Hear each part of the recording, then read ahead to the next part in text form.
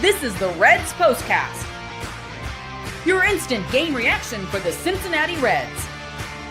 Part of the Locked On Podcast Network, your team every day. Good evening, Reds fans, and welcome to another edition of the POSTCAST, brought to you by Locked On Reds and the Locked On Podcast Network, now the #1 sports podcast network in America. I am Tim Daniel in my second season here at Locked On. Thank you for spending some time with me tonight as we discuss the Cincinnati Reds 12-6 win over the Tampa Bay Rays. On tonight's show, we're going to discuss an offensive explosion. The Reds scored a lot of runs tonight. It was awesome. Chase Burns tonight was awesome. Keep Ryan Hayes tonight was awesome. And I've been waiting a long time to be able to say Keep Ryan Hayes is awesome, as you guys know. But this is going to be a lot of fun tonight. Our everydayers in the building, excited about the Reds now getting their 5th straight win, being 8 games over 500. Let's get started. This is what you'll be talking about. Right. So despite Kyle Nicholas making that really, really annoying, this was a really fun game to be a Reds fan. And to talk about it with me, I'm bringing in a friend of mine, Steve! What's happening? What's going on? How are you? How do you like my shirt, by the way? I'm not even doing that. Not even doing that. What a fun Reds game. What a fun 5 games in a row. Love it. So, Steve, they scored 12 runs tonight. And Kyle Nicholas tried to do his best to give the game away, obviously. He has a tendency to do such a thing.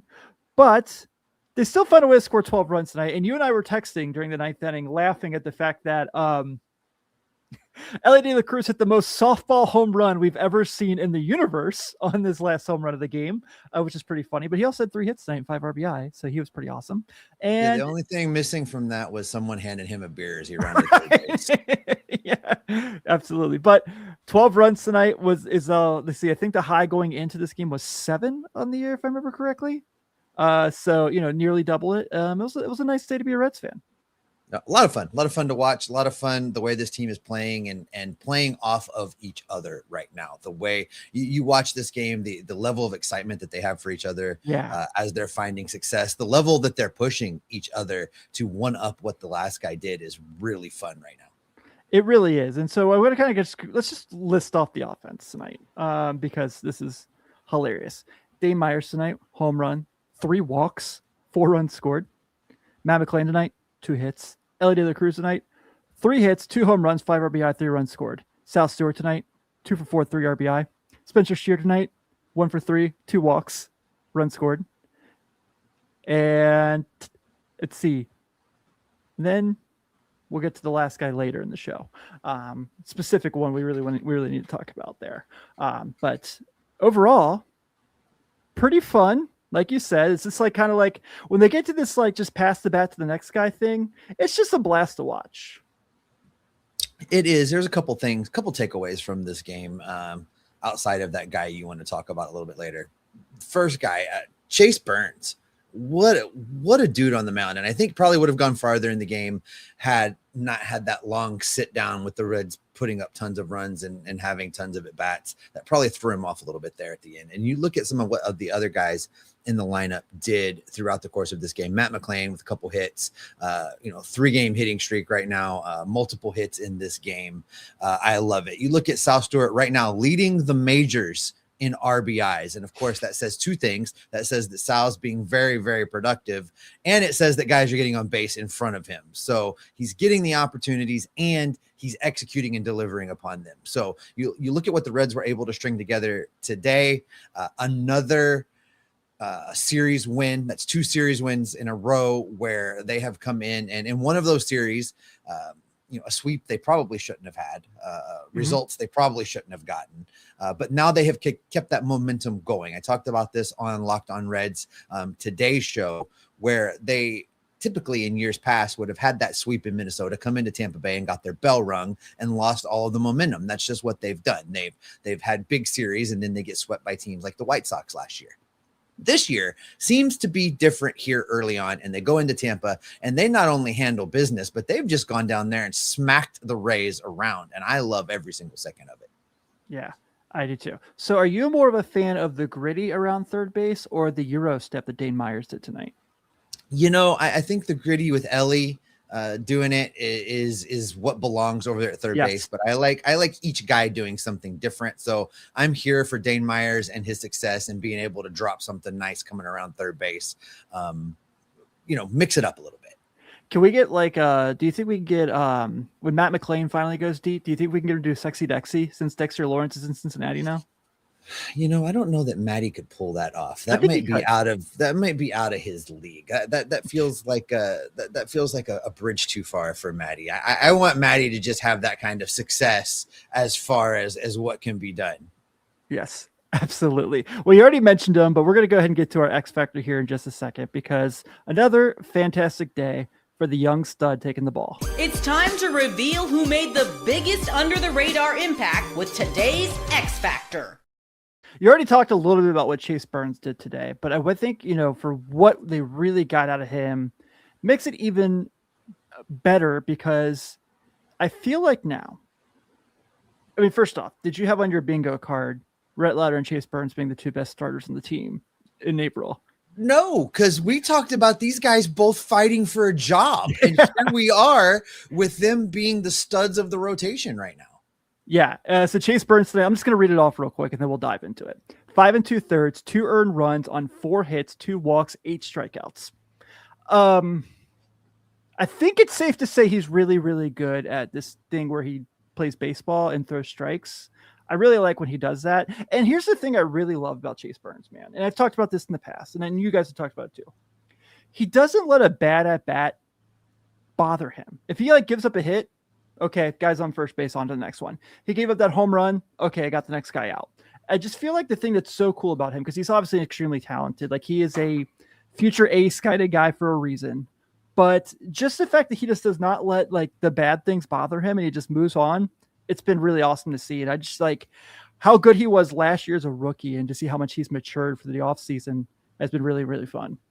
Yeah, and you look at what he did in this start. The 6th inning is really where things derailed, but the Reds scored 4 runs in the top. 4 runs in the top of the 6th. Chase Burns was sitting for a long time, comes out. Obviously, he had cooled off a little bit. I love that he went back out there, but I think he sat just a little too long on this start. Tim, 97 pitches was nearly 100 pitch outing for him. 63 of the 97 were thrown for strikes. He is the real deal, and there's not a visiting broadcast booth that doesn't talk about him just being a future stud in this league, and the future is almost right now. I think a few more electric starts out of Chase Burns, and they won't be talking about him in future tense. They won't be talking about that he is going to be a star. They will be talking about that he is a star in this Reds rotation. So this is more a topic for your show, because we just do the post game here.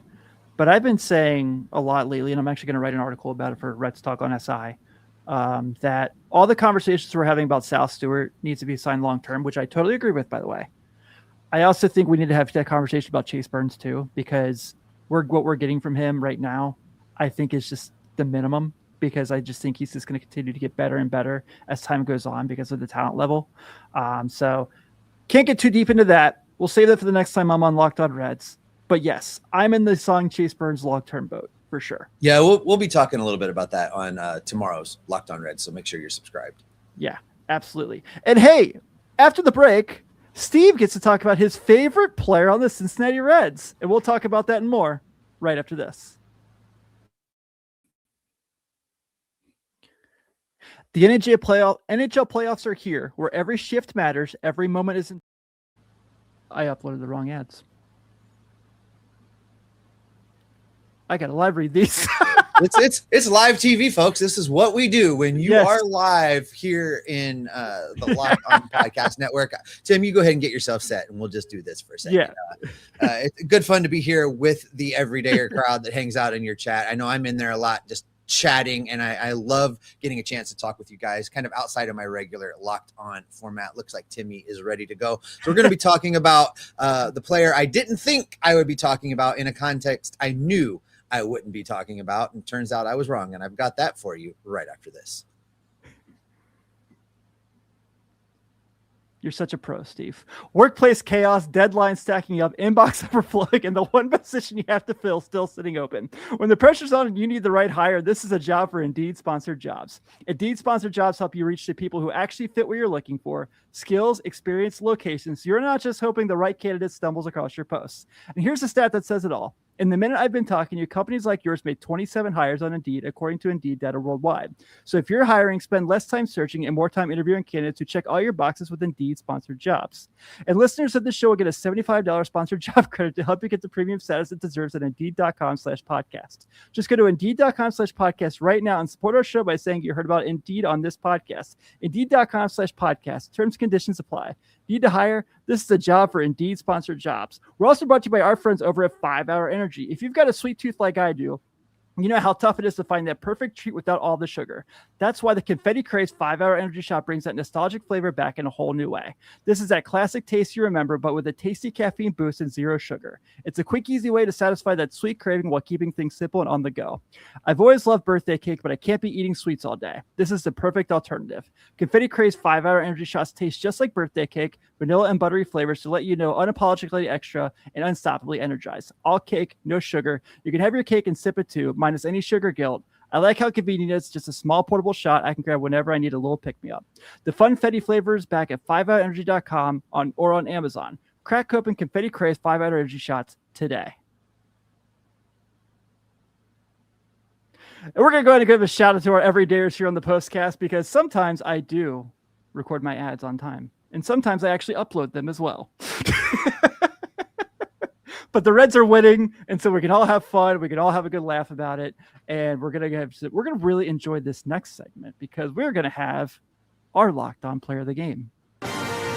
This is the Locked On Player of the Game. I've been asked to join the show to announce the Locked On Player of the Game, a player that I certainly didn't think was going to ever qualify for this category this season. But here we are. Welcome to the Locked On Player of the Game Club, Key Brian Hayes. I'm so proud of you. I know how hard that was for you to just let that out, but you did such a wonderful job. I have not been rooting for him to not be good. I have just simply pointed out that he hasn't been good. Now, I did say on today's Locked On Reds that little dinker dunker dribbler thing they called a hit that he managed to pull off yesterday could have been the drought breaker that he needed, and sure enough, here we are. He absolutely hits a tank of a shot into the outfield seats for his first home run of the year. And we said give him a little bit more time. That is absolutely right, Michael. We give him a little bit more time. He's starting to seemingly turn a corner. If he can be a guy that gives you a few home runs here and there, can hit for about 220 and play the defense that he has been contributing, then I'll move on to the next guy. He was the weakest link in the lineup, but not today. He went out there, he drew a couple walks, he hits that tank shot, he gets on base, he gives other players an opportunity, and he played great defense. So, hat tip to him. Locked On Player of the Game. I'm so proud of you. I really am. A couple things I want to mention before we get out of here, just so we can kind of give some highlights of some guys.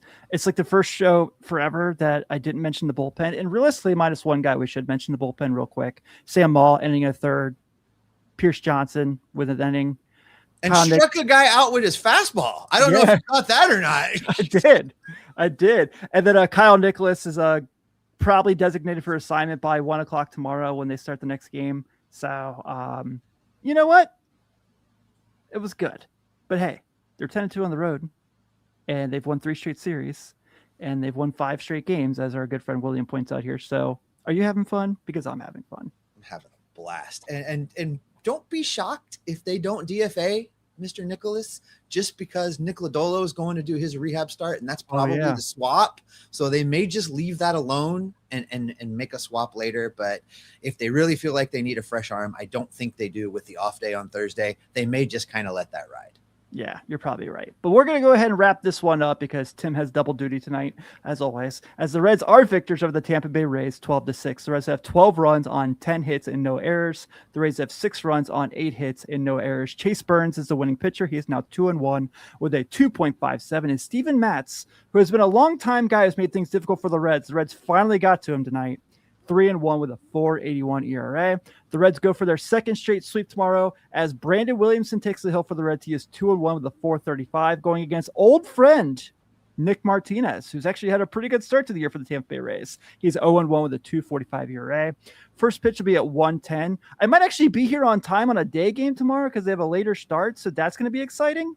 But everyone, thank you all so much. Steve, you want to give anyone any previews to what we expect for Locked On Reds tomorrow? Well, I know I'm going to hear about it from Jeff Carr on the Keyby and Hayes front, so this is not going to be a show that you're going to want to miss for Locked On Reds. Make sure you're subscribed. Make sure you click that notification bell so you get all of what Tim is cranking out, plus you get Jeff and I Monday through Friday on Locked On Reds. That's right. And don't forget, lockedonreds.supercast.com. $5 a month, $50 for the year, ad-free episodes, free Discord chat, having a lot of fun over there. Everyone, thank you so much. Thank you to Steve for willingly come on and doing the Locked On Player of the Game segment. Have a great night, everybody. I'll see you tomorrow afternoon. You know, man, you really owned up to it. I'm so proud of you. We'll see what tomorrow holds.